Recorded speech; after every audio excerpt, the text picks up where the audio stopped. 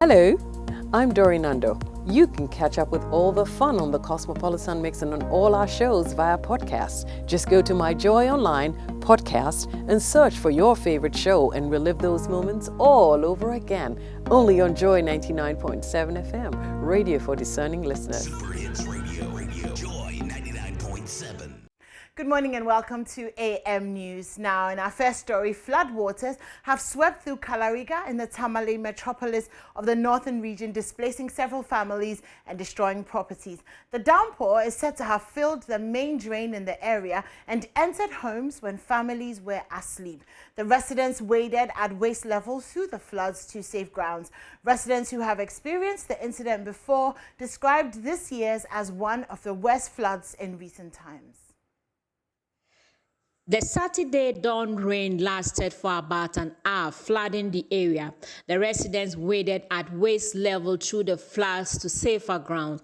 Most residents who said the floods are a yearly affair during the months of August and September noted this dawn's experience is one of their worst floods in recent times.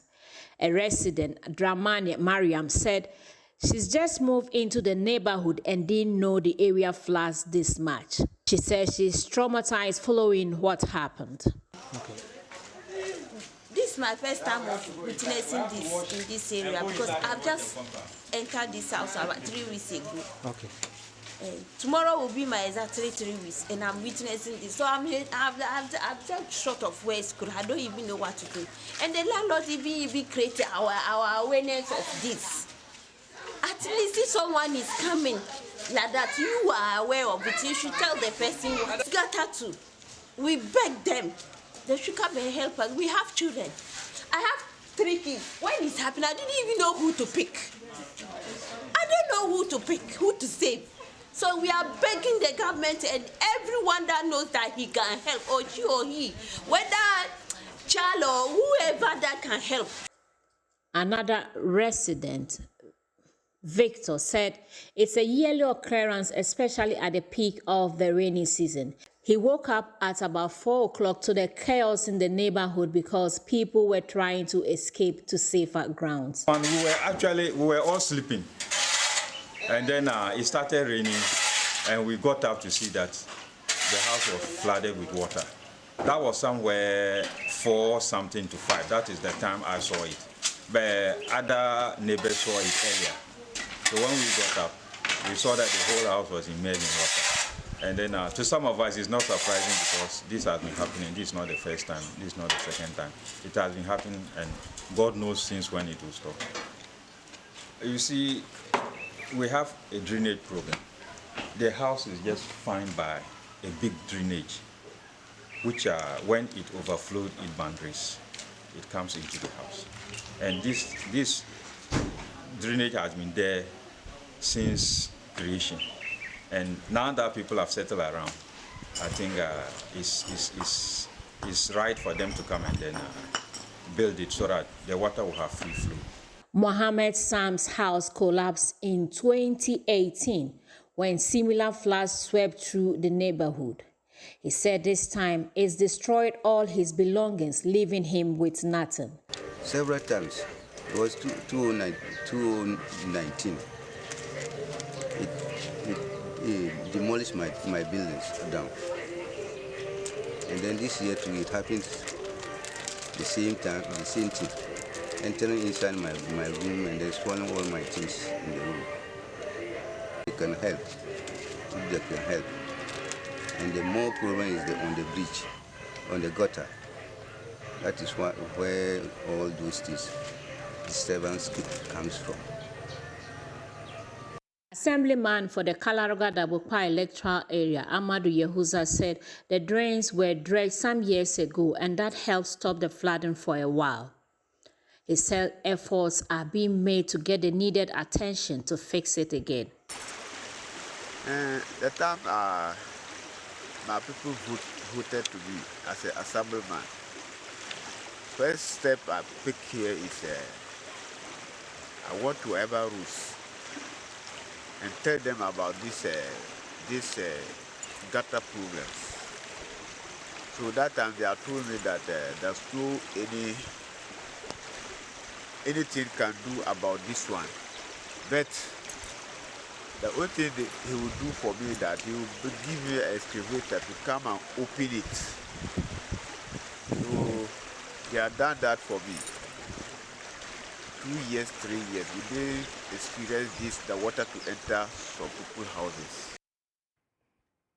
The Commissioner of the Customs Division, Colonel Kojo Damwa, has charged customs officers to endeavor to block all loopholes used in smuggling government-subsidized fertilizer and cocoa. He explains that cross-border crime does not only rob farmers of inputs for increased yield, but also has a replicate effect on the country's economy. He was speaking at the commissioning ceremony of 41 senior cadets at the Customs Academy in Peto in the Agoti-Meziope district of the Volta region. The 41 senior cadets were taken through physical training, military drill, weapon handling, among others, to prepare them for the task ahead. They formed the Code 01 2020 of the Customs Academy in Petwe. Colonel Kojo Damwa, retired, is the Commissioner of the Customs Division of the Ghana Revenue Authority. In recent times, smuggling of fertilizers and cocoa on the eastern and western frontiers of our country are harming our economy. Apart from the effects that it has on our economy and then on cocoa production, it could also be used as improvised explosive device. So this when done, and you find yourself on the frontiers and you are part of the first line of defense, then know that by making it possible for these unscrupulous persons to smuggle fertilizers, you run the risk of being killed first when they turn them into explosives and they are attacking our community. It is our responsibility to ensure that we have security within our borders, along our borders, in our communities, so that we can go about our legitimate businesses. He also tasked custom officers to endeavor to block all loopholes in the country's revenue mobilization system. So much.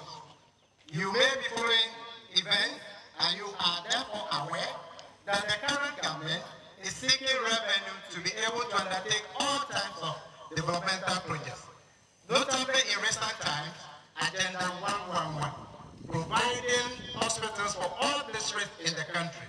This certainly means that we have to up our game, make sure that we block all leakages of revenue and ensure that whatever revenue targets have been set for us, we will be able to achieve.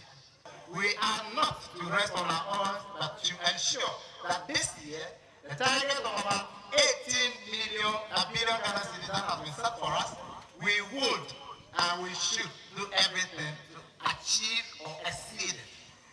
Ghana has been fortunate to be the headquarters of the African Continental Free Trade Area Agreement.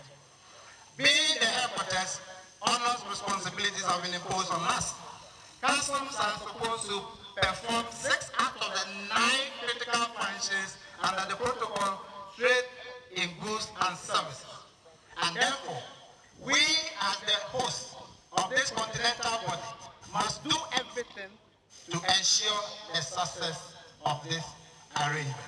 5 deserving cadets were honored for their distinctive performance during the training. All 41 senior cadets were commissioned as assistant revenue officers. Fred Kwame Asari, JoyNews, Petwe.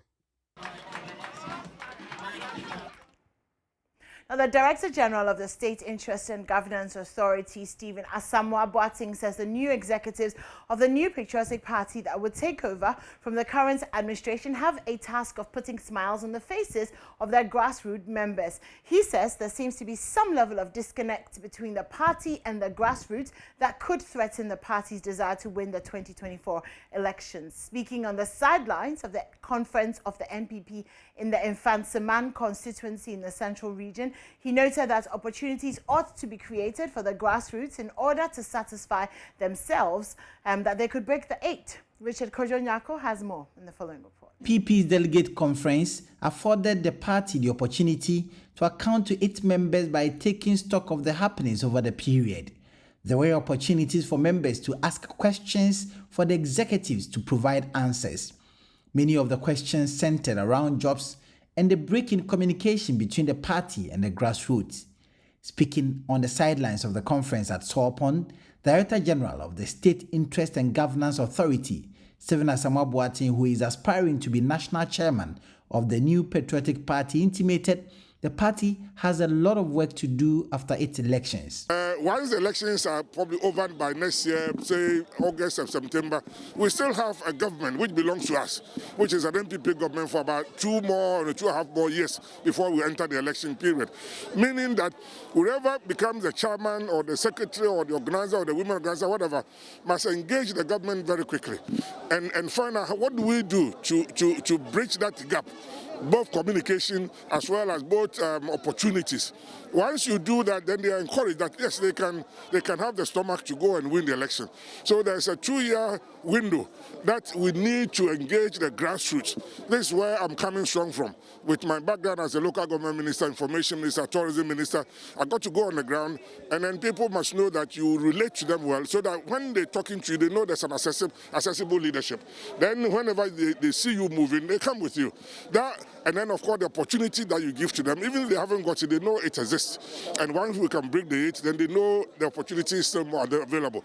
Nonetheless, he believes the conference has eased some of the pressures and the tensions on the party and would re-energize the party towards the party's goal of breaking the 8. But then we need to get them to be active with the party and then understand how the leadership, because if there's a disconnect, that's when you have problems like this. But I'm encouraged that MPP is ready, and we would try and break the 8, which is not going to be easy, but with good leadership and a good structure of the organization and the motivation we give to the grassroots, that we can mobilize them, link up with the presidency and the executive, and we will break the 8 and make sure the democracy and the development of the economy by the MPP happens. That's what we are doing now.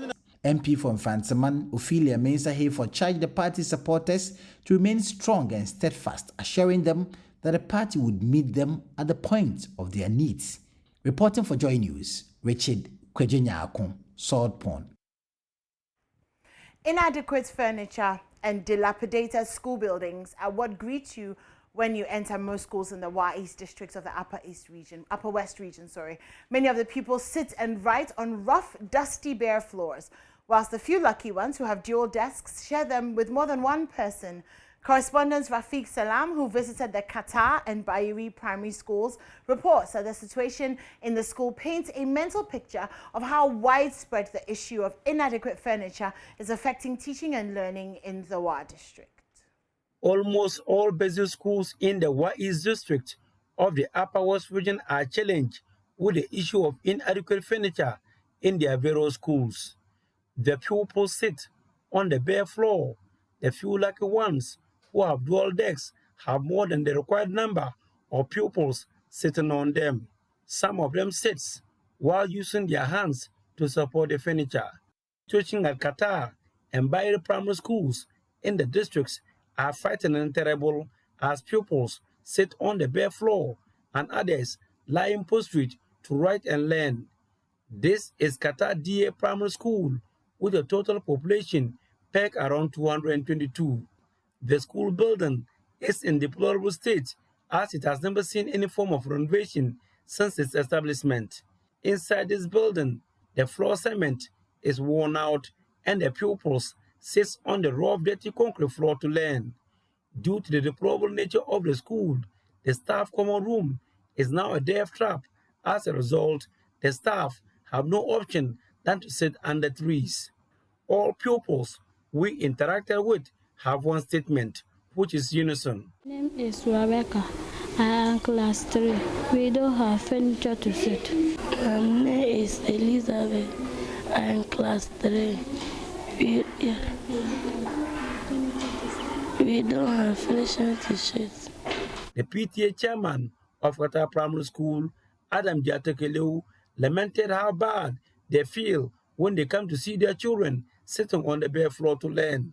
You can see how the place is. And this is how the children manage to learn. We all know about, as you say, social distancing. You can see that if one child have COVID here, it will spread to all the children. The situation is no different at Bayeri Primary School as we met the teachers sitting under trees and the pupils squatted, bent on their books to write using the bare floor as their table.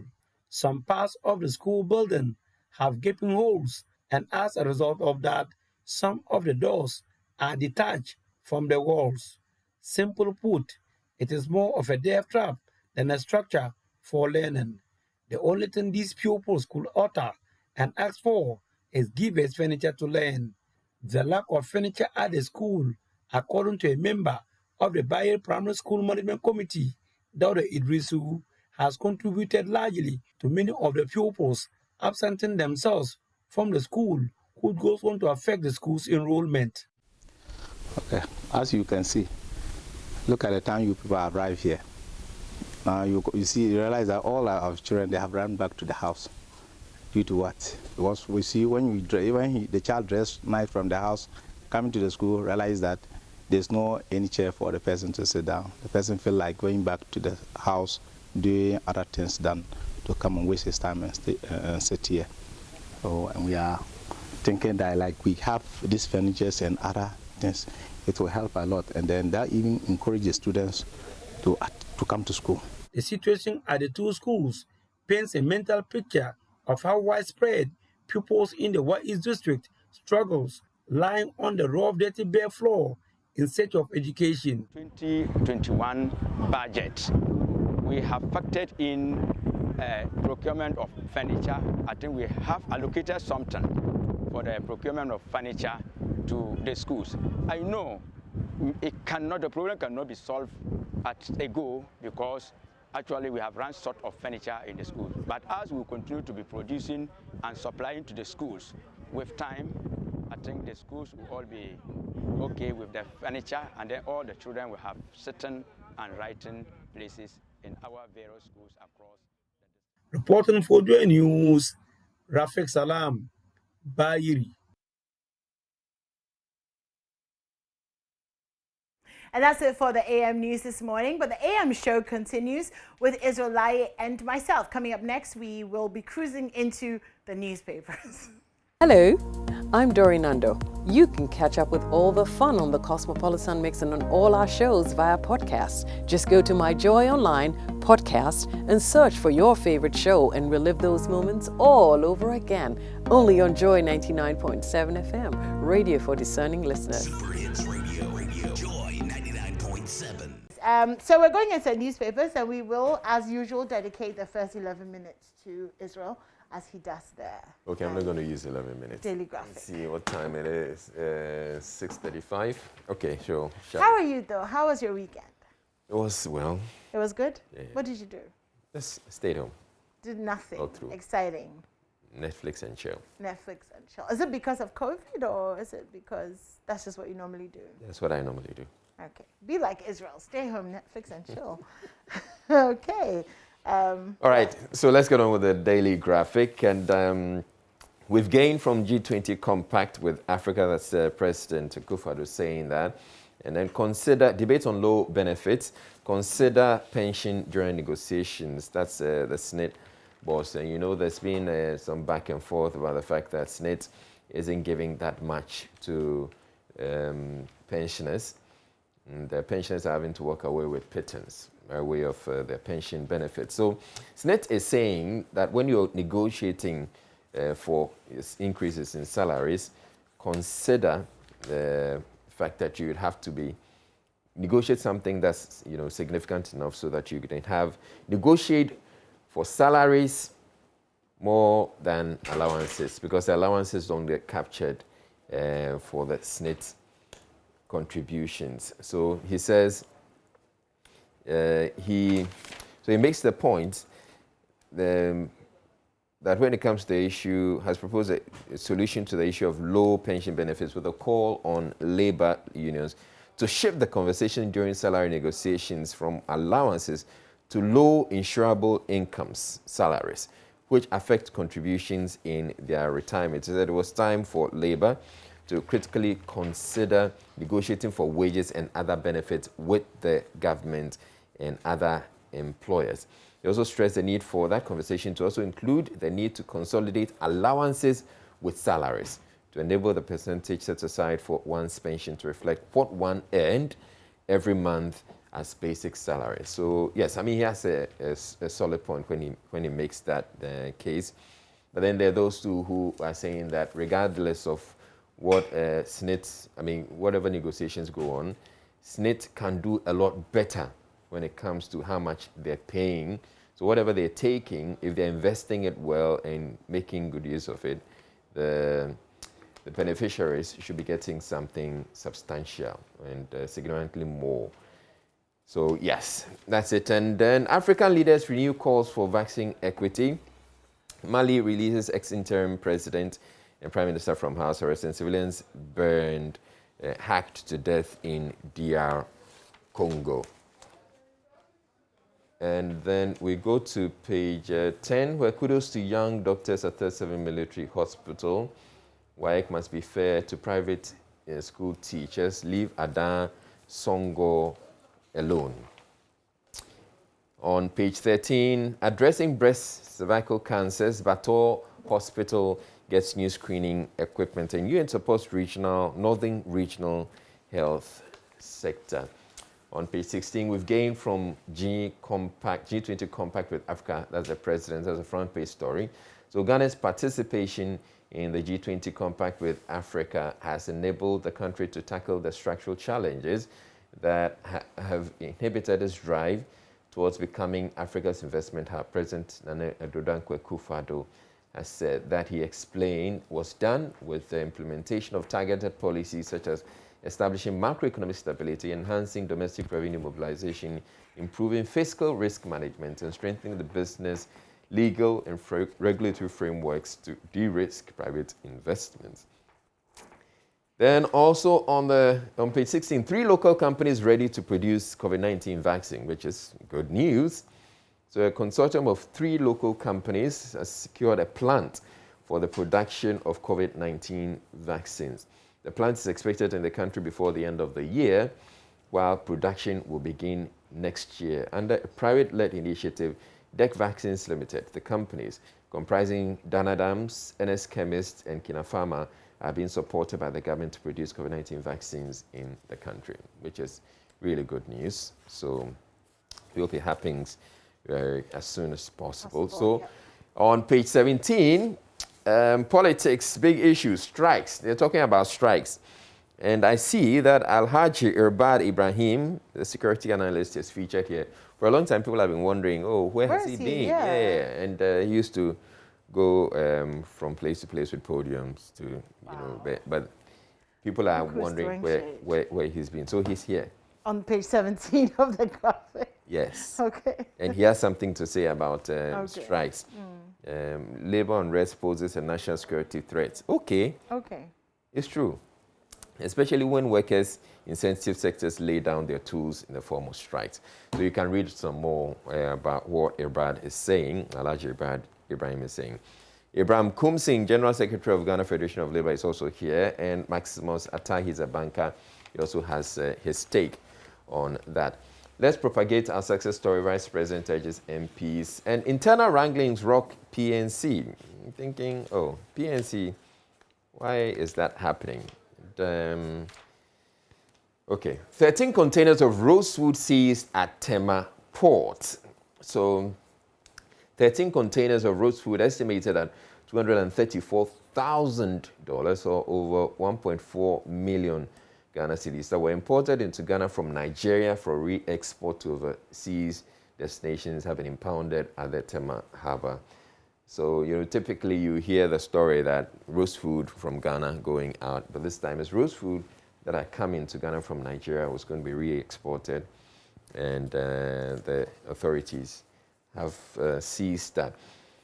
So we go to page 29, police probe 2 deaths. So the police are investigating the death of a soldier who was found hanging on a tree near Powerhouse in Accra in a shooting incident at a traditional marriage ceremony at Nima Free Pipe, believed to have led to the death of a 26-year-old woman. So export earnings from agri sector to grow. Bauxite company won't collapse, Minister assures workers. And food shortage looms. That's on page 34. Flooding of farmlands in northern regions. They're believing that if the flooding has happened, it should be impacting the availability of food subsequently. In the center spread, demystifying vaccinations, COVID-19 vaccine hesitancies in Ghana, proposed countermeasures. It's all there in the center spread. You can grab a copy of the Daily Graphic for the details. Do women prefer circumcised or uncircumcised penises? Anyone? Anyone? Yes. I was getting into my newspapers. Did you say something? I don't know. I don't know. Well, I thought you didn't hear. No, I did. But I don't know. I remember, I think I did the story about 3 weeks ago or so about a study that had been done. I think it was in Uganda or something, about the preferences. But I don't know. I haven't. Okay. All right. Yeah. So we'll leave. But you can grab a copy of Daily Graphic, page 53. It's there. You can read and decide for yourself what the preferences are. Okay, so we go to page 85. Mine workers threatening to withdraw services over lack of security. And Osei Sibe sworn in as BOG's board member. And where next? Okay, we go to page 94. 2022 FIFA World Cup qualifiers. COVID-19 forces Akono to expand squad. Athletics Association strikes new deal. Golf, Kobla wins center of the World Open. And the second jab of COVID-19 starts tomorrow. And it has a photo of Dr. Kwame Amponsah, the manager expanded program of immunization. He spoke with us last Friday. Oh, let me see his face. Okay. Oh, I see. This is interesting. Yeah. Right. Okay. So it's on the back page of the Daily Graphic. You see Dr. Kwame Amponsah Achiano there. And police killed 2 robbers on Wipe Tamale Highway. And it involves one international journalist too, Talay Ahmed, the London-based Muslim TV, MT International, who was killed about 6:30 p.m. last Monday.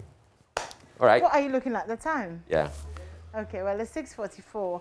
But it's also, I just noticed the Daily Graphic has, what, 90-something pages? Yeah. Yeah. There are a number of, adverts in there. And stuff, yeah.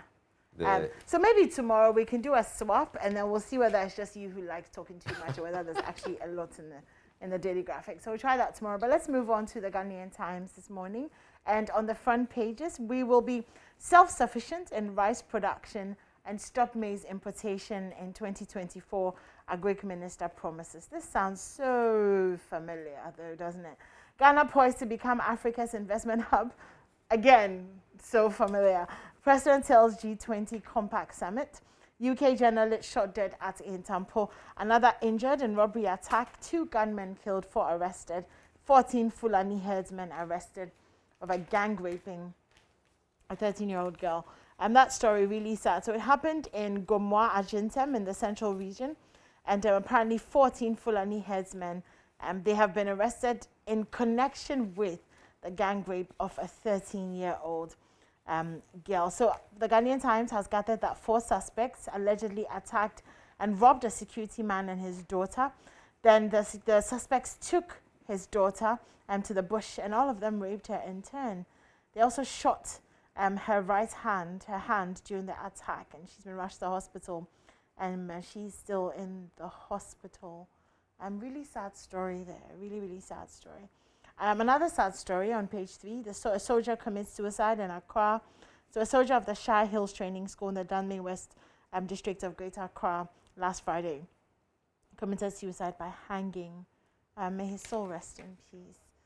Ghana Health Service begins admission second dose AstraZeneca vaccines tomorrow. Some international news. Libya's interim prime minister hits back at parliament over no confidence threat. Mali's former interim president. What are you doing, Israel? You're distracting me. Sorry about that. Thank you. Mali's former interim president, prime minister, released from house arrest. Suspected militants killed 19 in eastern DR Congo village. And I'm sure you've noticed, if you've been watching us for the past month, that I love teasing Israel. So just please don't take it seriously. He's not being terrorized. Okay, maybe just a little bit. More foreign stories. Thousands flee as Gulf Coast hurricane strengthens. Biden, another Kabul airport attack likely. Okay, so more than 500 migrants have been rescued off Italian island. So 539 migrants from a fishing boat drifting off the island of Lampedusa. And you know, Italy, never mind. It's going to say it's close to Greece, but unknown assailants gunned down man 35. I do know that for a fact. So, okay, on page 9, the Thomas Sankara murder case. Okay, let sanitation bylaws work. Sunyani chief appeals to politicians. Stop confrontational stance. Sedbefia urges the EC. Center spreads. Okay, before that, ICU elects new national executive at Confab in Accra, and that's the Industrial and Commercial Workers Union. Middle page will be sufficient in rice production. That story there. Also, Ghana poised become a hub. Also, that story there. Revamp Black Star shipping line to create jobs. That's the former minister. And then we have adverts. And then, let's see, 18th Ghana International Book Fair ends in Accra. Do you remember when the books used to come on the ship? Yeah. Yeah, and did you used to go? No. Why? Because I wasn't allowed to. Oh, seriously? Yeah. Why? I mean, the ships were in Tema. Yeah, we all drove to Tema. Okay, my parents. Like, I went with my dad. You never went? My dad. Oh, the next time a ship comes, I'll take you. Okay. I'll take you. It was always such a fun experience. The ships were packed to capacity, but it was always fun. Lots and lots and lots of books. So, anyways, some sports. Real Madrid edged Betis to go top. Juventus stand at home by Empoli. Man City pile on Arsenal misery. That's page 30. The man Chelsea held on. 10 man Chelsea held on for a 1-1 draw at Liverpool. While Mikel Arteta urged his Arsenal flops to look in the mirror after a dismal 5-0. 5-0. Yeah. 5. I felt sorry for many of my friends who are fans of Arsenal. Wow. You know, and Anil Sabute is one of them. He was wailing on Facebook. Felt really sorry for him. And there's Atukwamina Dazi as well. I haven't heard from him in a while. They probably need to check on him. I think they need a trip to Greece. That might make them feel better. Ikwate urges government to invest in amateur boxing. Akono calls more players for World Cup qualifiers. And finally, downpour causes havoc in Upper East region. That's it for the Ghanaian Times. Okay. Did you want to say something? No, it's okay. Let's go to the Finder. On the front page of the Finder, Ghana exported 70,052 metric tons of staple foods to neighboring countries in 2020.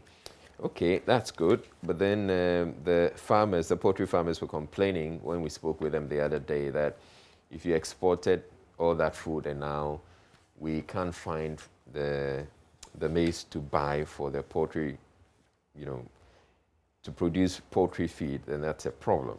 So probably would have to think about it because now we're having to import. They're having to import the maize. Ghana receives $1 billion from IMF for post-COVID-19 economic recovery. Accident victims to be paid 6 cedis, 20 pesos daily for 1 year as temporary disability cover. That's the National Insurance Commission saying that. Police gunned down 2 armed robbers, arrest 4 others operating along the Kintampo-Tamale highway. Residents of Aplau call for the opening of the border, and they seem to have a case because they depend a lot on what happens along the border, having to go over into trading into Togo and Cote d'Ivoire and coming back. But as it turns, now that the borders have been closed, they have a real problem. So it's affecting the local economy there. So the story of the policeman, a police gunning down 2 armed robbers is on page 2.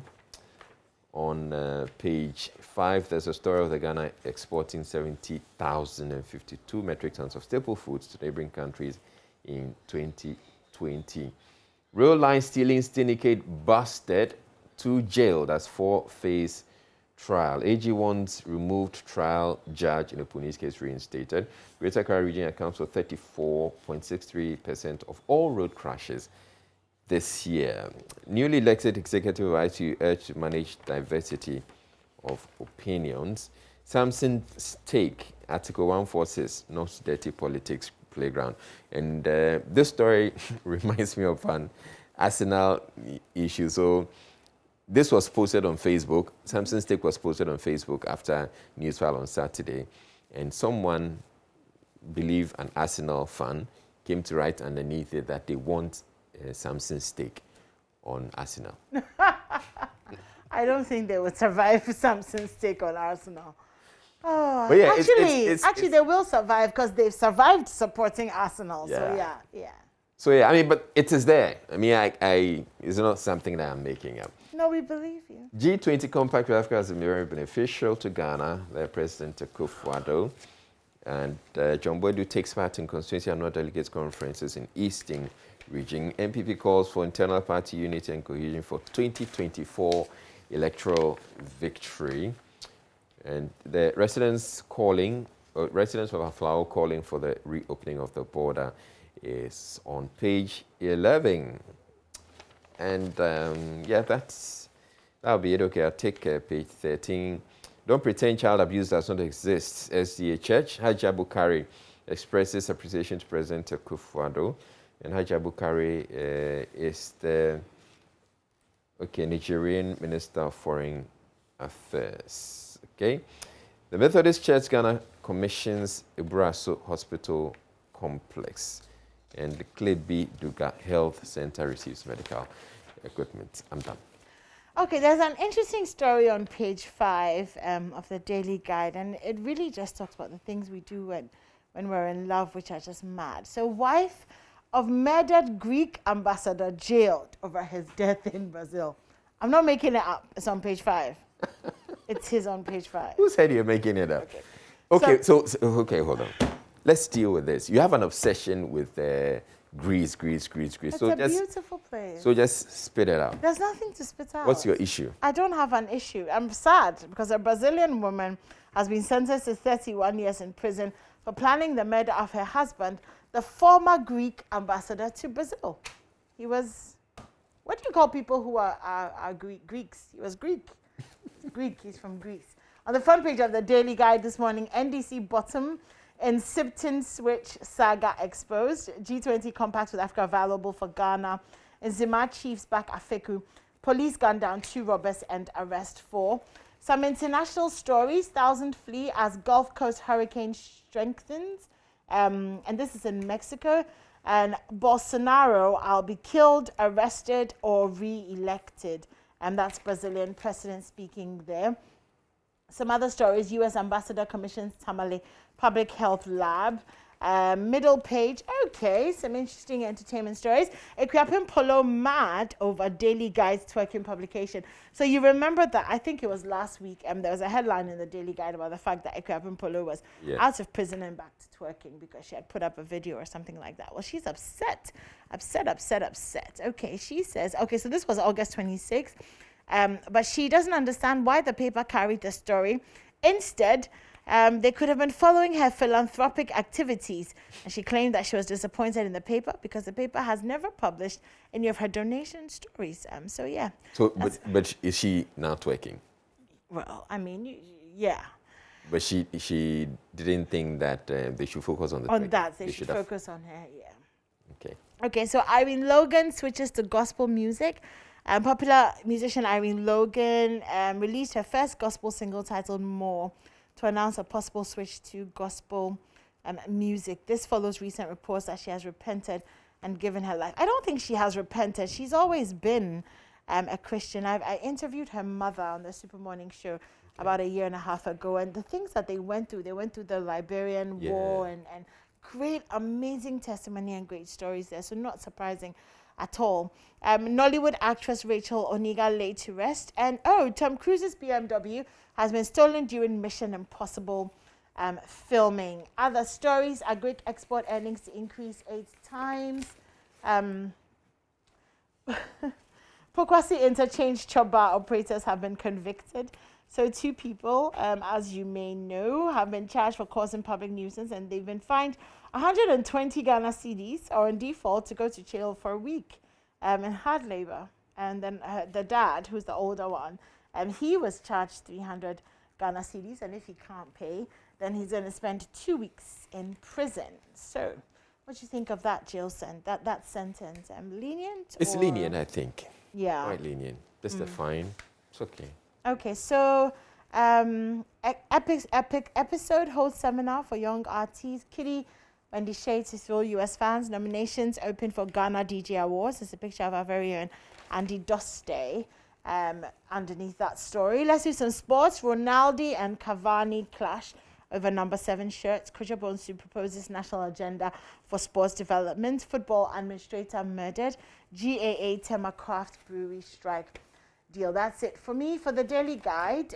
Should we go to my Joy Online as well? Yes, I think we should. So on the front page, on the main page, proprietor of Bright Star International School shot dead by unknown assailants. That's quite sad. And to build or to buy, there's a playback of the probe discussing the housing dilemma to build or to buy, and I featured on the probe last night. I had my thoughts. You may want to find out exactly what I said. Okay, what did you say? To buy or to build?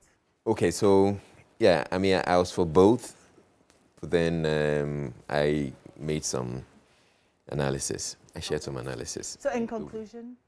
In conclusion, I'm encouraging people to want to own their own homes, and they can start small. Okay. Yeah, they should start small. That's what I was saying.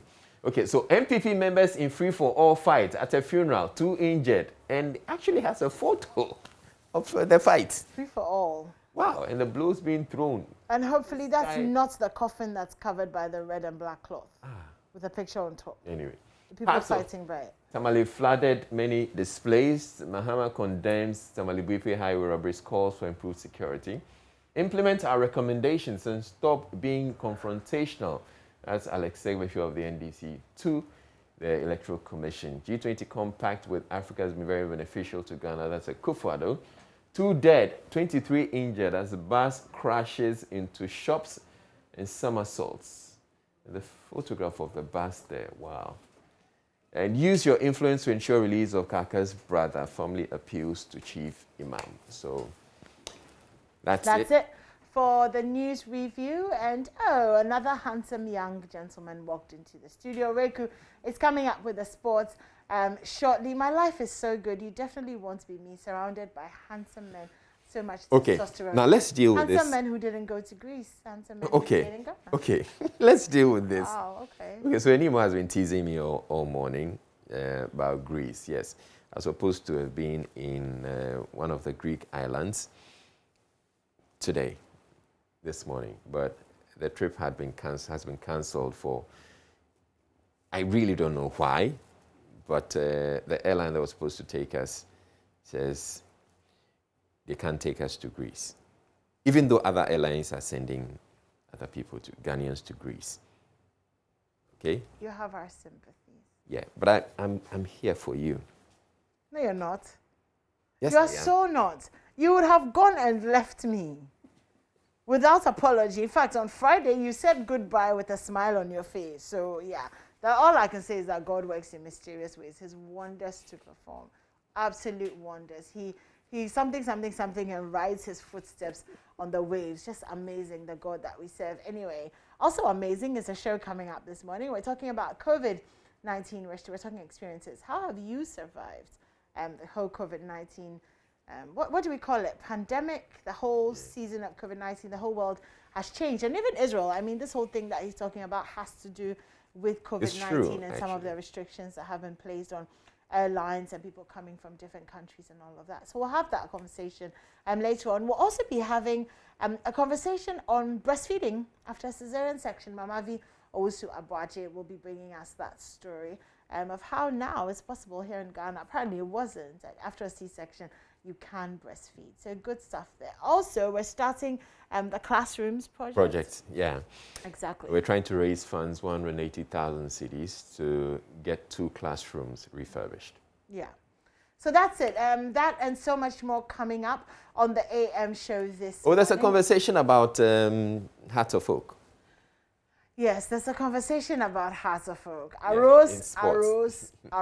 So, arise this morning. Let's do this. We're taking a quick break. When we come back, Oreku will be bringing us some sports. Don't go anywhere.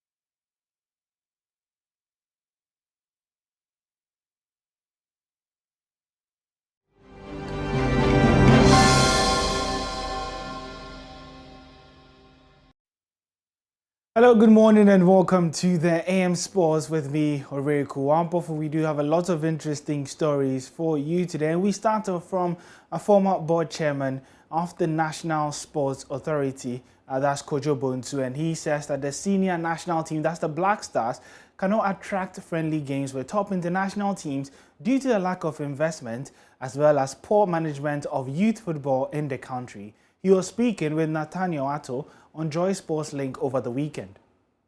You see, now football has changed a little bit. You can't place a team at a position and say that you get and earn money out of international friendly.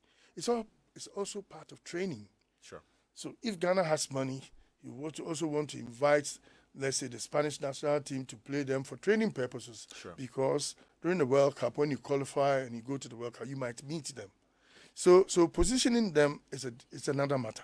Yeah. But the whole thing is that we have to look at our academies and grow and bring out players so that we can reach the limelight. Because if the players are in the top teams, like Essien, like Drogba, when the players are in the top teams, you definitely will attract teams to come and play you, and also the commercial activity of making some good money for the team. So the most important, I believe, that our academies should be looked at seriously so that we can develop good players for them to reach international levels. That is the most important. If that happens, you would get good countries or commercial people following you to give you money to run your affairs. That is all that I would want to say up there. Well, the former board chairman of the NSA also believes consistency in operations is key, hence the only way to develop sports in the country is to have a national agenda. I think I did my best at the Sports Council. I rebranded it to become the National Sports Authority. We had the personnel to work, but when your time is off and you finish, somebody must carry on. If the consistency is not there, we run into problems. And I believe that if we had done things consistently, we would have achieved what we want now. But the thing is, Kujobons would do something, or Nathaniel would do something. Michael would come, wouldn't be interested in what Nathaniel did. And that is the problem of this country. I think we should all come together and have what you call a national agenda for sports development. And if that is done, everybody would come. You do your 4 years or your 3 years, and somebody would continue, and it will work. So that the agenda is all that we would follow.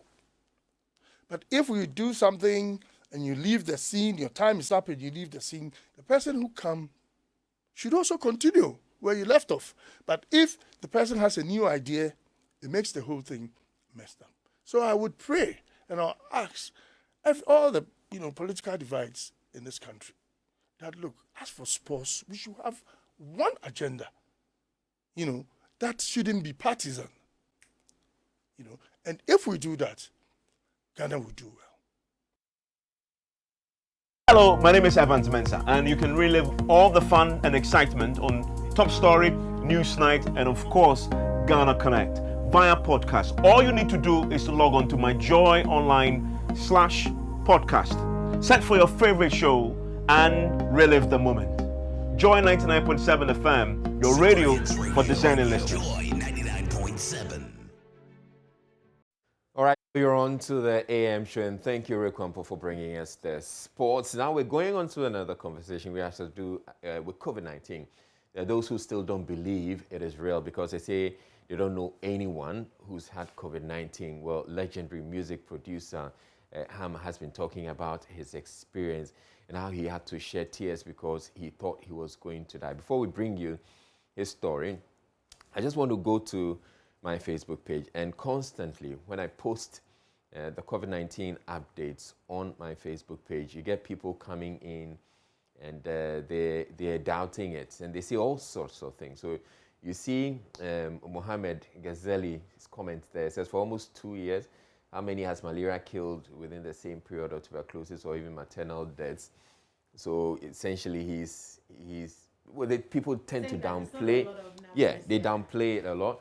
And then Moses comes in and says they are all fake. When someone dies at the hospital, we'll say it's COVID-19, but won't quarantine the person sitting by his side during the illness. So you get a lot of these people who come on, and when I post about COVID-19 anymore, and they say all sorts of things. Yeah, they do. For many of them, they say they don't believe it.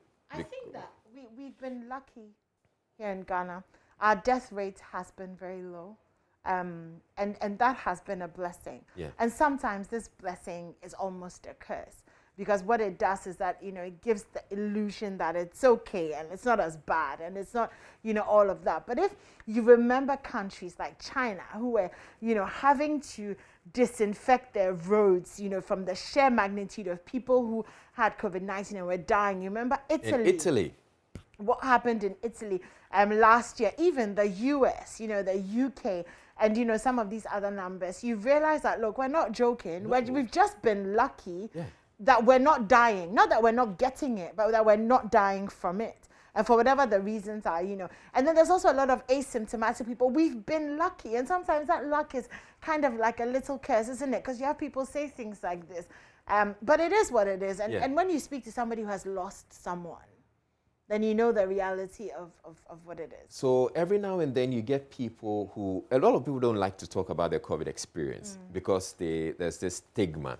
And I don't get the stigma though, because, virtually, there's so many people who have had COVID. Yeah. Donald Trump had COVID. Yeah. So I don't understand why people would stigmatize people who have had COVID. I have had COVID. Yeah. I didn't have a really severe one, but yes, I had COVID. And life goes back to normal if you don't die. So once in a while, when we have people who have had COVID and come to share their experience, we want to share that experience with you so that those who say that I don't know anybody who has COVID, Has had COVID. they probably will learn something from it. And that's why we're bringing you the story of legendary music producer Hammer. He has produced a number of the Hip Life artists we have in the country, and you've enjoyed his songs over time and all that. So he had this encounter, and it was after he survived, he took to his Facebook page and actually posted this video on YouTube, which we're sharing with you. So you watch his story and get others to watch, those who doubt that COVID is real. Hopefully, maybe it may change their minds and get them to mask up. Let's watch Hammer's story.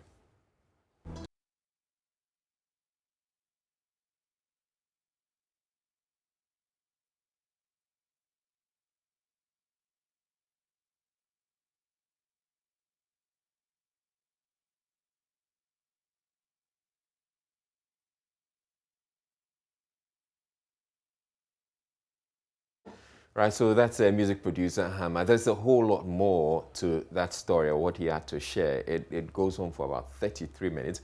We can bring you all, but I want you to bring you this part where he actually thought he was going to die, and so he was crying because he... Hammer, we'll be speaking with Professor Alfred Yorsing, who's head of community health at the University of Ghana Medical School, in a bit. But we've also posted on Facebook, and we want you, if you've been a survivor, to share with us your story. So we have that post. We'll get to see what comments have coming, and we can get to share some of the comments that you've posted. But you know, anymore, there are those who, I posted this video, and there some who came to it and were asking who takes a video of himself when he's at the point of death. And Hammer just explained it, that yes, he thought he was going to die, but he felt he should do something and leave something behind so that people who don't believe that there's COVID, once he's dead, you can share these videos and you get to know that, well, they say if the crocodile comes from the river and tells you that. So please, let's not downplay the story that Hammer is sharing. There are others too who saying that he's acting. I don't know when Hammer became an actor. An actor, but Israel, the thing is, you even see his reactions and the way that he is at this point. You see it across a lot of the videos that we've seen of people who felt like they were at their last, you know, where they can't breathe, and where I remember speaking to Raymond Aqua, you know, one of our colleagues who also had COVID, and his own was terrible, and he said that at some point he even prayed that he would die because the pain was so much, you know. And I've had friends who've done videos, and like you said, it's really just at that very last point where you feel that it's because it's quarantined and it's closed and all of that. So we don't get to actually see what the end looks like and what the pain looks like. And we need more of these stories for those who just don't believe that it's there. Indeed, and so on Facebook, we're asking you that it's been a year since Ghana recorded its first COVID-19, more than a year actually, since Ghana recorded its first COVID-19 case. How have you survived the scourge of the virus? So you can share your story with us. We have 3 comments coming in so far. And Abdul says, I thank Allah for still keeping us, life and the entire family, and pray may Allah continue to protect us all and heal his Allah for us. And Ajay says, on behalf of my family, I send my sincere gratitude to God Almighty for bringing us this far. After one of us was tested positive for COVID-19 without being quarantined, God healed him miraculously without anybody being infected in the same house. And that's the thing with COVID. So you never know how it's going to strike you. So some may get the COVID and they may never show symptoms. In fact, majority of people don't show any symptoms. But somebody may also get it and they end up in a really, really, really terrible situation. Or dead. Or dead. Yeah. They could die. So we could just look at the latest stats that we have right now. And it's on the National COVID-19 dashboard. We are looking at 1,008 deaths so far. 1,008 people have died so far. We've had confirmed cases of 117,636. And then the recoveries, discharges, we're looking at 109,612, which is the point I'm making.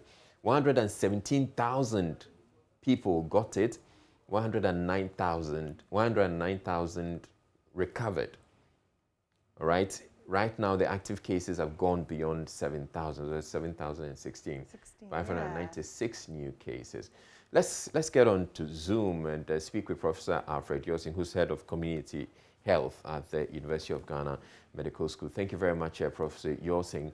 So you heard Hammer's story, the music producer, and I'm sure you also encounter people who say that they don't believe that COVID is real. What do you say to people like that? Yes, thank you very much, Israel and Inwa. It's been a good education. I've watched it, and it's very touching. And that's the reality of the issue. There are many more people like that who probably didn't make a video as Hama has done for such public education. It is true and still very disturbing and worrying when, despite all the numbers you've just mentioned, if over 1,000 people have died, over 100,000 have gotten infected, and we still believe this is a fluke, there is no disease like that, somebody is making it up. It's quite difficult, but we as physicians, as public health practitioners are not very surprised because dealing with public in terms of health education and health promotion activities is always challenging. And until people get to experience it, or a close relation, a family member or a friend gets to experience it, these things may continue to occur. And what we need to do, as you are doing, is to continue to engage the public, get people to tell their stories, what they've been through. Every day at the treatment centers, we get to have terrible experiences. And then these family members who have gone through it, really, there is nobody to just convince them that this does not exist. It really does. And people are going through. Not only that, Israel, we are saying a lot more people are getting it and are recovering, and that's very good. However, we also know that COVID have what we call long-term effect, and we are beginning to have what we call long COVID. People get it, they may not even have a lot of symptoms initially, but after 4 weeks, after 8 weeks, they begin to have these residual symptoms, which may persist and then affect their social functioning, affect their psychological well-being, and also even their ability to work. So it is best not to get infected in the first place. So every measure that we need to take to prevent ourselves from getting infected is the best we could do for ourselves and for our families and friends. If we continue to deny that the condition is not or does not exist, or it is only in Accra, or it's among the middle class, but for those everyday easygoing people, it's not true. We have all manner of persons, and the profile of patients cut across every level of society, and therefore nobody is immune from the condition. So we need to continue to educate the public like what you are doing is a very important step, just to let people know that really people have had near-death experiences, and it is not something that we can take for granted. Now, Prof, so you're saying that you agree that it's good to have more people come out to speak when they get COVID. But there are other instances where we have some public figures who may have had COVID and they don't want to make it public, or they also say that doctor-patient confidentiality, a patient's hospital records, medical records are supposed to be private. But in situations where we have pandemics, where we know that if we have people, or if we talk about people who have had COVID, I mean, I know so many people who have had COVID, you know, people in public office who've had COVID, but I can't, as a media man or as a journalist, I can't talk about it. Do we get to a point where we allow such conversations so that because it's for the public good, is that something you think we should consider? Yes, it's always a thin line between doing the right thing and also invading people's privacy, as you said. So it is always the encouragement to the individual. Doctor-patient confidentiality is important. But when we get to know that by not disclosing, you are also putting other lives at risk, then we need to strike the balance. In this case, everything is themed deeply in our culture, where in other areas, people will readily come out, be it a president, be it a prime minister, they want to come out and tell the world that I have got this is what I've gone through and have recovered. In our situation, things are different. People feel it may be used against you, and especially when stigma is so high, politicians will not be willing to share their experiences, CEOs, big people in society, and this is where the challenge is. So we by legislation is difficult, but we still need to encourage people as a matter of public good and for public education, that you come out and be able to tell people your story. Much as we are wary about individual confidentiality, doctor-patient information disclosure and all that, it is something that will be good for the public. And when we have figures coming out, chiefs, prominent members, reverend ministers, politicians, doctors, nurses, people who have gone through this, media personnel, then it really helps the fight. So as you rightly said, there is a delicate balance, and we need to continue to encourage people to do this from their free will. And that is where the challenge is, because if you try to legislate or force people, then the privacy issues and confidentiality, it's important. But in situations like a pandemic, where we need information to help others, it is our civil responsibility, in this case, I will say, in terms of public health, to protect others. And therefore, if we know that if we come out and educate the people or tell our story, as we have just seen, is going to go a long way in helping the fight against COVID. I believe it is our social responsibility, our civil responsibility to do that, not for ourselves, not only for our close family, but for the entire communities and the population as well. So we will continue to encourage people and also try to deal with the stigma and then the denial that the disease does not exist in the first place. Once we did that, many people would be willing to share their story. So I think it's two folds in this case we need to look at. Now let's talk about the stigma bit. And one of the reasons people wouldn't want to come out to indicate that they have had COVID is because of the stigma. The stigma is quite high. But I'd want you to use the opportunity to educate people why they shouldn't stigmatize people who have COVID. Because, I mean, from what I know, you get the virus, it stays with you for a while, and then it leaves you. After it leaves you, you're fine. You can't infect any other person. Can you please enlighten us on that?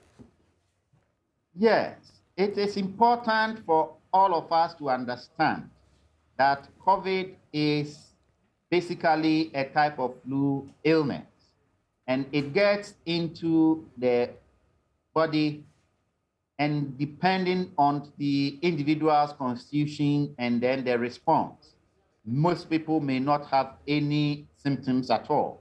Others may have severe symptoms, and others may even die from it. Whatever be the case, the virus will run its course in the person, and as we've gotten to know, by 14 days maximum, there are a few cases, even when people test positive, their risk of transmitting the disease to other persons is so reduced and minimal. So especially when people have gotten the disease and have recovered, there should be no fear of interacting with such persons. And we continue to encourage members of the public, continue to wear your mask, continue to wash your hands. If we did that, there is nothing to worry about when you interact. If the woman is a shop owner and she has gotten COVID and has recovered, there is nothing to worry about going to buy things from the shop. If the person is a teacher, there is nothing to be worried about, that I won't let my child go to the school because a teacher has tested positive and the teacher has recovered. So we are educating the public and communicating that it is important. If we all did that, we support each other and encourage people after they've been through the difficulties and the stress of the condition, that we welcome them and encourage them, interact with them. That will help boost confidence and also will encourage them to come out freely and tell their story. So the stigma issue was worse in the initial stages. It is relatively better. It still continues to persist. What challenge we have now is the denial. So once you combine the denial and the stigma, some of these non-disclosures are bound to happen. So we will continue to educate and encourage the public to get over some of these misconceptions about the disease. All right, thank you very much, Professor Alfred Yosin, for making time to speak with us. Professor Alfred Yosin is the head of community health at the University of Ghana Medical School. There were other things that I would have loved for Prof to touch on, but we do not have time. We have to move on to next issue. Yes. Next. Hi, this is Lexus Bill, host of Drive Time on Joy 99.7 FM. Listen, you don't have to worry if you miss Drive Time or Personality Profile. It's going to be live on our podcast page. Just log on to www.myjoyonline.com/podcast. You can listen to Drive Time, Personality Profile, and any other of your favorite shows on Joy FM on that page. You don't have to miss a show at all. Joy 99.7 FM, radio for discerning listeners. The other thing we're going to be talking about this morning has to do with Accra Hearts of Folk. There's a feature by George Addo Jr. So he had this conversation with Dr. Nyao Tamaklo, who looks at Accra Hearts of Folk's chances in Africa. You know that Accra Hearts of Folk, by virtue of the fact that they won the Here we go. They're making their way to Africa. Okay. Let me just get used. I'm rolling my eyes. Yeah, but just get used to it. Okay. So we're talking about their chances in Africa, the new players signed, and the club's future as a whole. So here's this feature brought to you by George, or put together by George Addo Jr. Thank you very much, Doc, for your time. And I must say that everything you promised, you delivered, because I remember when I spoke to you after Accra Hearts of Oak won the league title, you did indicate that Hearts of Oak were going to win the FA Cup, and indeed you won the FA Cup. I mean, how would you put the season together? Now you had the double, and in fact, we have done the analysis to understand that it's even a treble, because there is nothing like a champion of champions. So you managed to do another treble. How do you see the season? How do you see the season? Well, as I said earlier, it's been a very hard work. We started the league with a whole lot of problems, but we were quite sure that if we work harder, definitely we shall achieve something. We, as a board, we got our loins under the wheel and then decided, let's push things. So there were a few things we did, because during at the beginning of the whole program, our technical team totally collapsed. And that was a disaster. And if we have not had the experience in handling such issues, the club would have been in a very bad situation. So we quickly got ourselves together, made sure we got a new manager, we got a new coach, and then other technical assistants like footballer, a goalkeeper trainer, we got another one, and a host of other positions for the technical side. And then we made sure the boys, didn't lose courage at all, which surprised us. They were strongly behind us. And we started forging ahead. And as the game went on, we started winning our matches to our surprise. And but we realized the boys are working very hard. There are times they train twice in a week, twice in a day. And then I must say, there are a few stopgap coaches who have helped us a lot.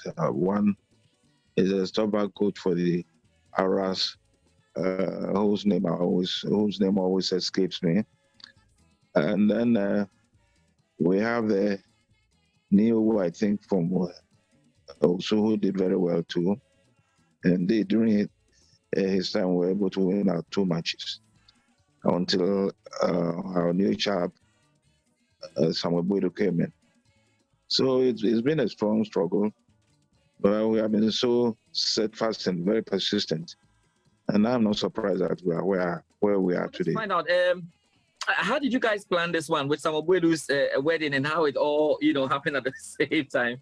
You won the double, you won this one, and there was a wedding and there was a party. Did you plan it? Did he discuss with you? I mean, how did it happen like that? No, it didn't plan at all. I think Wedu's wedding was the icing of the cake, and it's so interesting. The whole team went there to Kumasi, and I learned it was shown live on television. By some of the TV stations. And you see, when you are working with somebody with a good spirit, you see it. I have been in football for years, so I can easily determine. Boy, is somebody you can say is a man with a good spirit, and he has a love for the club. When I personally spoke with him before we took him, I noticed that there were quite a number of people who wanted that position, but I personally, before even he was formally invited, I had a chat with him, and I knew there's the right person to handle our boys for it. So I'm not surprised. He had a big support from the club. And indeed, we had a dinner to welcome the new intake just last Sunday. And Bodo came there with his beautiful wife as well. So we are looking forward to the phobia baby. Exactly. We are going to have a phobia baby. Yeah. We'll call it. We'll call it the phobia baby, of course. Doc, so the baby will have a huge outdoor in there. I'm telling you. Right. So, Doc, let's talk about things that are ongoing in the background, the preparations and everything. You spoke about the players that you have just put out there. Some great signings in there. Suraj is a great player. York, Koji is back. Glassen Awako, and it's already filled a lot of excitement in that. What has been the process going in getting these players? You see, Suraj, when I hear the name, reminds me some years back when I was chairman of Accra of Hope. We had a gentleman by the name Suraj from I think Techiman, and he was one of our best strikers. You won't believe he's still with me. He's always in contact with me from Techiman. And he has a son now who is playing us as a team, another brilliant footballer. I'm here to find out whether this particular Suraj has any relation with him. Awako is another seasoned footballer. He's had an experience with this cup competitions before. So I think it's a very good catch. And I like his demeanor and the way he speaks. When we had the meeting last time, we had the dinner, he spoke briefly. He's a calm chap, that sort of person I like, who has a lot of leadership qualities. And the others, Subontin is another good footballer. Then we have this giant of a midfielder, the defensive midfielder, whose name I can't remember now, very tall chap. And I think you have the Summertex boy, Ben York. A very young chap. Yeah. Very young chap as well. And these are all boys who you can see they are eager to better their football and get to the world stage. So that's what we are waiting for. As they were told by the chairman of the board, we shall give them the platform, and it's for them to demonstrate to the world that they are of good quality. Doc, you told me the last time that you guys were going to ensure that every good player is going to stay with Accra Hearts of Oak, and you are going to ensure that the prizes and the attacks go up to the limit before you try to sell them. There have been a few noises around. We're hearing some rumors. Obviously, we're hearing some stories that some clubs are interested in one or two of the players, like Salifu and Co. Are you going to be tempted in any way? No. I say it emphatically, no. Yes, there will be people who would like to come out with all sort of false information. But as I talk to you now, there's nothing like that going on. We are not negotiating with anybody for any particular player. Excellent, Doc. That's good. So we look forward to it. Are there any special preparations, going into the CAF Champions League. But even before we talk about that, I don't know if you have realized, I don't know how that's affecting the club in terms of the numbers at the stadium all around the world. People have opened up to COVID. The tests are being done. They're showing their, their negative tests going into the stadium and watching. And the football economy elsewhere is beginning to get back on its feet. Hasselhoek with all the vibe. A lot more supporters want to, be involved in this. How has management looked at this situation, and what are you hoping to do about it? The numbers at the stadium is a bit concerned to us, At times I get a bit surprised. I think by now the Ministry of Youth and Sports should have done something about it. Because all over the world now, particularly in the big football world, people attend, matches in their full capacity now. And I don't see why that can't happen. The COVID protocols can be observed. And if that is done, I think we should be allowed to have a full stadium now if we want. I think our match with this Guinean side in about 4 weeks from now, if I would say so. No, less than that. But our first match with them will be on the 10th or so. And then week after that, we are playing Accra here. We shall do our best to see if government will allow, full capacity attendance. And if that comes on, that would be of great help to us because we are losing a lot of money. And, football is money now. We have spent a whole lot of money, you have no idea. And I think it's time government comes to our aid because the money given by government, even by the FA, after these various checks that we made, there's really nothing to write home about. So I think if we're allowed to have a full attendance now at the stadium, that will help us a lot.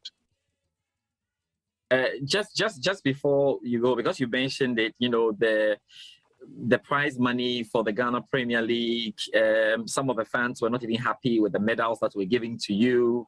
I don't know if you have made any formal complaint, if you have side-chipped the FA to tell them that they have to step up in terms of medals and what they give to you after working so hard to win the Premier League and maybe for any Premier League champion. No, we as a club have not at all in any way complained or said anything. But the FA, as a leadership, the FA has been there for years. I mean, years, over 60 years now, if I would say so. And there have been progress all along, They are there now, they see the best in the world being done. And I don't think there's a need for anyone to put pressure on them, to better, their positions. And also better the positions of the clubs because this sort of third class, cups and whatnot, it's unacceptable now. It's unacceptable. Look at the sort of medals the boys have. I mean, it's unacceptable. So I believe strongly their own leadership should look into it and know that the world is changing. Everybody is now well informed and television is everywhere in the world. People are watching what happens, particularly in this Ghana, since we are a football country. And they should improve these things. They have the money there, so I don't see where their problem is. This sort of third-class cups and badges or whatever they give to the boys, I think it's time they put a stop to it and get something up to world standards. That's a beautiful point that you've made. Doc, can you give us an update on what's going on with Pobiman, the projects that are ongoing at the moment? Can you just give us an update? The last time, we had a very good discussion on that. What's happening? Yeah, Pobiman really is moving smoothly. We are now on the, the 3 natural pitches are going on. The one, Asutec one will be coming on very soon.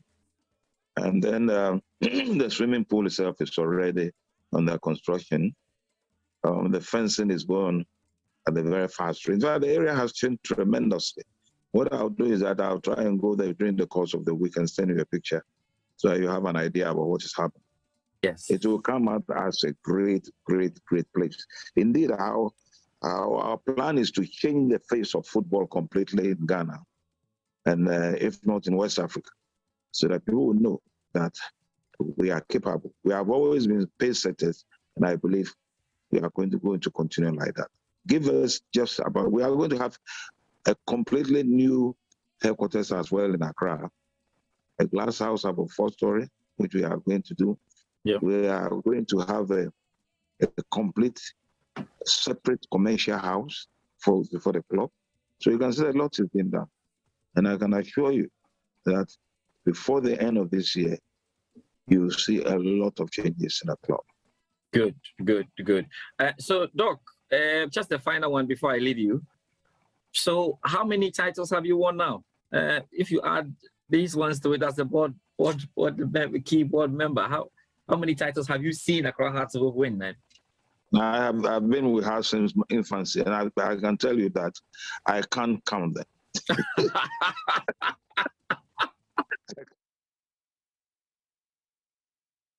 All right, so that's Dr. Nyaho Tamale speaking with George Ado Jr. about Accra Hearts of Oak and the club's future and going to Africa. I know not too many people, well, there's some who are not very excited about it, but yeah. We are patriotic, Israel. It is what it is. Israel, we are patriotic. It is what it is. And if it's Hearts of Oak that has to put us on the map, then Hearts of Oak it is. We will endure. Endure? Yes, we will endure. You don't have to endure. We will endure Hearts of Oak. Enjoy it. Be happy for Accra Hearts of Oak. All right, for the next conversation, as well, the classroom project. So Star Ghana and JoyNews were seeking support to rehabilitate some dilapidated schools. Hello, my name is Evans Mensah, and you can relive all the fun and excitement on Top Story, Newsnight, and of course, Ghana Connect via podcast. All you need to do is to log on to my joyonline/podcast. Search for your favorite show and relive the moment. Joy 99.7 FM, your radio for discerning listeners. Joy 99.7. This is Breman Jamre's Ground Zero. It was here 4 years ago that 6 children crashed to their death in a building collapse that shook the nation. Today, some of the children who survived that accident play in the leftover rubble. JoyNews' coverage of the disaster moved non-governmental organizations to build the structure which now houses some of the children. That aside, not much has changed. This is the Jamra Roman Catholic School. It's only a few meters away from the Methodist school that collapsed. The scenes here are way too familiar. The building, sometimes when someone just hits his hands on the wall, you see that the wall is shaking. And someone will say, hey, it's going to collapse, so it's going to... Then you try to get out of the class. Someone will come and tell you that I dreamt that the school has collapsed. So when you are sitting there, you say, hey, I don't want to sit near the corner. This one dreamt this, so... There are cracks on the wall. That's made us think that our building is a death trap. And when the rain flows, the building shakes. And we thought it is going to break. And there's darkness in the room. When it is 10 o'clock going, the dark comes to our class because there's no windows in the class and the heat. When the teacher is teaching, we have to use book to fan ourselves. Due to that, we cannot be concentrated. She leaned out of the window. The school was put up largely by community members of Jamra. It is now run by the government and yet has seen very little infrastructure development. Much of the walls have open cracks and fallen roofs. Last year, villagers here worried it may come crashing down, pull down 2 classrooms, moving students to already congested spaces. This is the 4th public school in this community. This one here alone has close to 600 students. While so much has been done in the other schools to bring up infrastructure to match up the numbers, so much more remains undone in many of the other schools. This leaves many children like the vulnerable ones in here today studying at the peril of their lives. In the heart of the town, I have come to meet Nana Kwesi Enin III. He is the Krontihini of this small town. Years ago, everybody expected the government to do everything. Now, the demand on the government has increased. So, the years ago expectation cannot work now. The community is willing and ready to, as it were, provide communal labor to support any NGO, any philanthropist, any institution that will want to come and rebuild the school building for us. The warning bells from February 17, 2017, when that school accident happened here, rings loud in the minds of these children. It looks like it's only a matter of when, and not if, that they too would see their own classroom block come tumbling down. Justice Bedu, JoyNews, Breman Jamra in the Central Region. All right, so that piece was put together by Justice Bedu, and every now and then here on JoyNews, we feature schools that are dilapidated in our bulletins, and we've been doing this for a long time. And we get to, after these stories are done, people who see these stories want to come in and support these schools. There have been organizations that have done this for many, many years. What we're doing from now with this classroom project is actually start a whole campaign to get you, the people who are watching us and who will be listening to our radio stations and all, to contribute. We're deciding to do something for ourselves so that we're not depending on government. And this is instructive. Emefa Etiamwa Eli, who is leading the project here. Fortunately, we have Star Ghana that's joining us for this, and Emefa Etiamwa Eli, who's leading the project, has joined us in the studio. Good morning to you, Emefa. You must feel good to be leading a project like this that's going to impact so many lives. Certainly, certainly, and good morning to you too, and a pretty lady here, anyone. Yeah, it's very exciting, just as you said.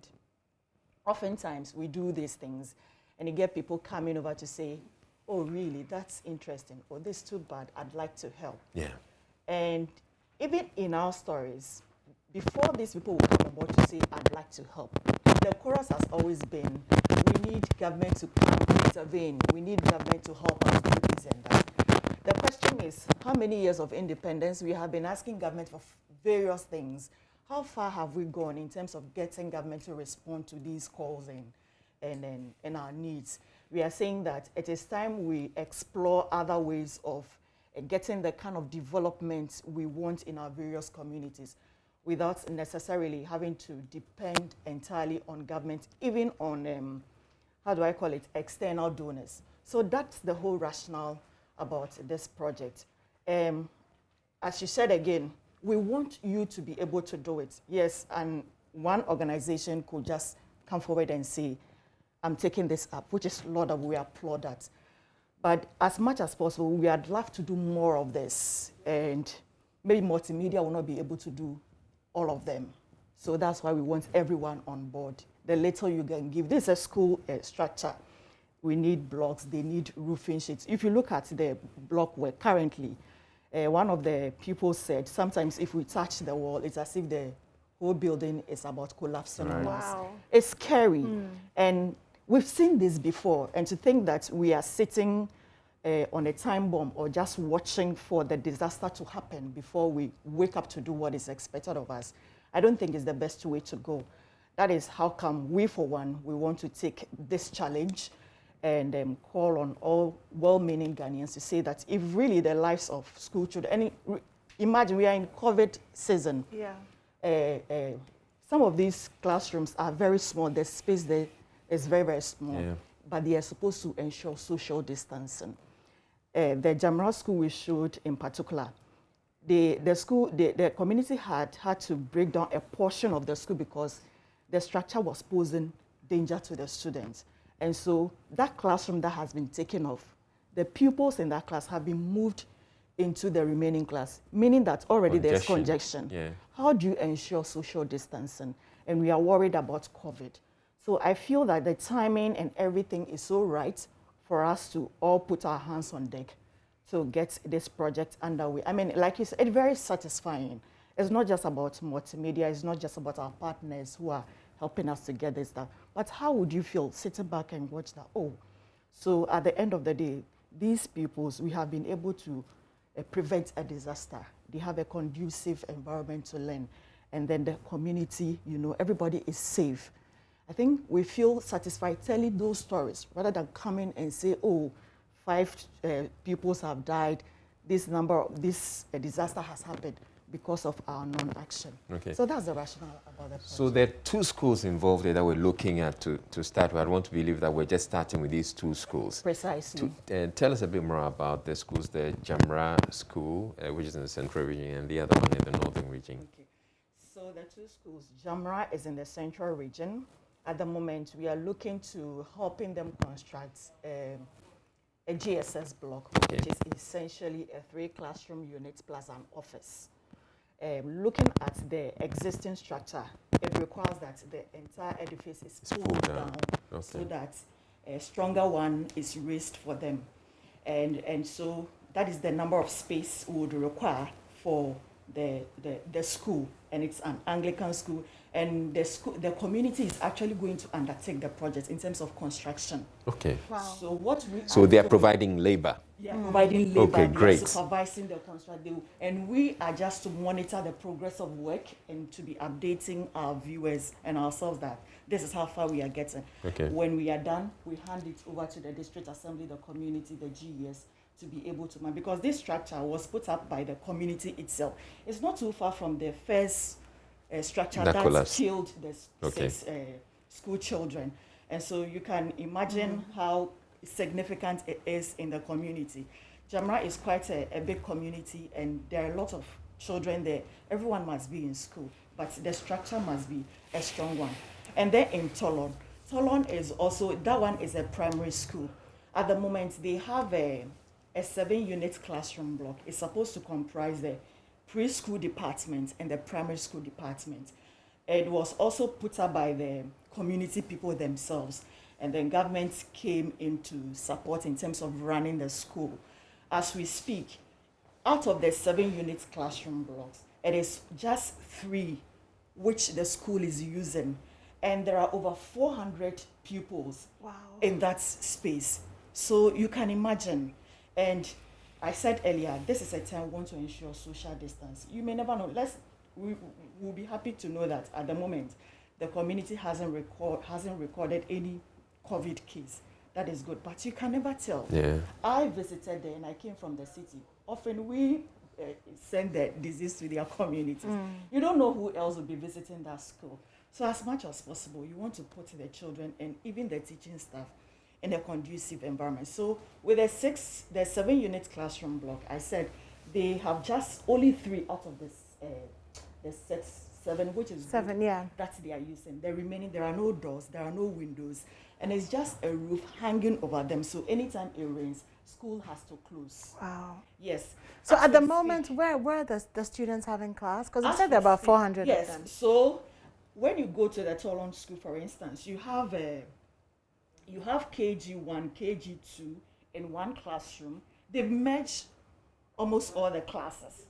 One of the class that we interacted, I think that was the P3 or so. There are about 3 classes put together in one space. Oops. I had what are they learning? Because they're supposed to be learning different things. I asked that question. I asked the headmaster about the KG1 and KG2 space, for instance, when he was telling me about the fact that they had to merge them. I said, so how are you able to differentiate between the learnings? Who is learning what? and the is it absorption rate, who is getting it? Are you sure that you are not confusing the students? Yeah. Well, he tried giving an explanation, but certainly Yeah, it might not. certainly. Yes, it might not be Okay, the best. so what it is we're looking at 180,000 cedis to let this happen. Yes, for the 2 projects. And we're counting on you, the members of the public, the people who are watching us. We want you to contribute and donate to this. How do they do that? So we have a Momo number. Forgive me, I don't have it offered that I can see, but there's a Momo number. There's also a bank account that you can send your donations to. In the absence of that, I mean, if you can come to our front desk here at the multimedia, I mean, it's on both our English and Account platform. Right. Either to Adom or Joy, Radio, TV. Just inquire about the classroom projects and then express interest. However you want to make your donation, we'll assist you to be able to do that. All right, so there are those who would want to give out monies, and the Momo numbers and the account numbers that MFI is talking about, we'll be sharing that with you later. But then there's another way you can also contribute. There are materials that they would need. They will need cement, bags of cement, stones, they'll need roofing sheets, wood, doors, all of windows. that. So if you can just mention some of these items that they will need, so that the I people... mean, when you are building, you need iron rod, you need roofing sheet, you need blocks, you need cement, you need sand, you need gravels, granites, right? All of that. Yeah, essentially that is it. You need doors, you need locks, anything about building, whichever way you think you can support. And we'll be glad if we have companies who are already into some of these products, they are dealing in these products, who approach us. So if we're able to raise these 2 structures, and even we have more than enough, we only have the opportunity to do more. Okay. To do more All right. across the country, because there are just too many of these structures across the country, and Sure. it's not a good. And we're doing this in partnership with? Star Ghana. All right. Yeah. Thank you very much, MFA, for coming through. So, as you've been told, we're pleading with you to support this project. We're trying to make a difference, and we want you to be part of that difference. So contribute when we put out the Momo numbers and the account numbers. Now, before I go, I want to say please. something. I know some people would say, oh, but I pay my tax to government, and government is supposed to do this. Government is busy with other things. That's my point. We have been at this for how long? Yeah. So we are just exploring ways to get things done. And these things come to benefit us directly. Yeah. I mean, this is Brema Jamra. I can't imagine your children from your hometown going to school there. It is benefiting the people. The people, and even So if it they doesn't should be benefit you, excited and be. if it doesn't benefit you who is given, the most important thing is that you're making a difference. Exactly. And your children who are going to all these posh schools and whatever will have to live and share Ghana with these other children. And the better quality education we're able to give across board, the better lives we're creating for our children. Yeah. So if you can, please donate. We will put up the Momo number and the bank details up on the screen when we come back, and we'd love to have you pop by Joy, as well, and drop off your drop off your donations. Ask for Israel; he would love to meet you, see you, and take your donations. I'll be glad to receive you. Of course, he would. He may even buy you lunch. Who knows? Anyways, we'll go for a quick break, and we'll be right back. Don't go anywhere.